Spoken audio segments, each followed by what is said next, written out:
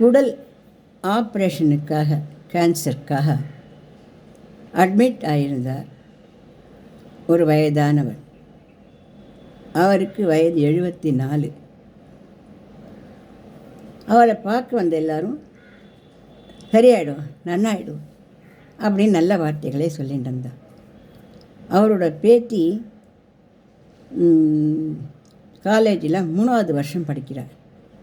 அவள் ஓடி வந்து, பாட்டி, என் கல்யாணத்தை நீ தான் நடத்தி வைக்கணும், என் குழந்தைய நீ தான் சீராட்டணும், என்ன நினச்சின்னு இருக்க, உடம்பை பார்த்து சீக்கிரம் வீட்டுக்கு வந்து சேரு அப்படின்னாலே பார்க்கலாம்.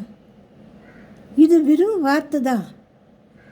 இந்த வார்த்தைகள் அந்த பாட்டி மனசில் புகுந்து அவளுக்கு ஒரு புது உற்சாகத்தை கொடுத்தது.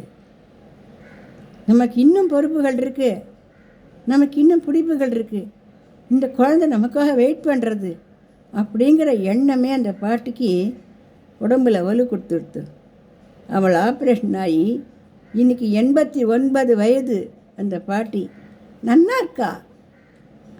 அந்த பேத்திக்கு நிஜமாகவே கல்யாணம் ஆகி அவள் குழந்தை இப்போது 6வது 7வது படிக்கிறா பள்ளிக்கூடத்தில். இது நிஜமாகவே நடந்திருக்கு. இதனால் நம்ம சொல்கிற வார்த்தைகளை நல்ல வார்த்தைகளாக நம்ம சொல்லுவோம்.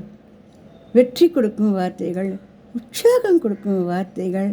இதோ நாளைக்கே நல்லது நடந்துடும், நாளைக்கு நடக்கட்டும், நாளைக்கு நடக்கட்டும், அப்புறம் கொஞ்ச நாள் கழிச்சு கூட நடக்கட்டும்.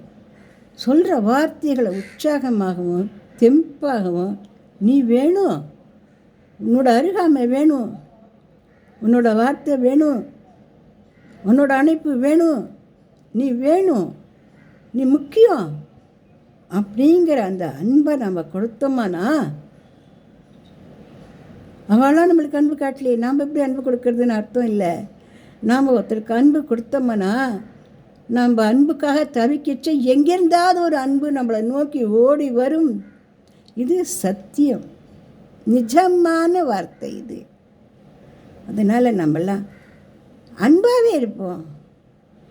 மற்றவர்கள் எப்படி வேணால் இருக்கட்டும், நாம் அன்பாகவே இருப்போம். தானே?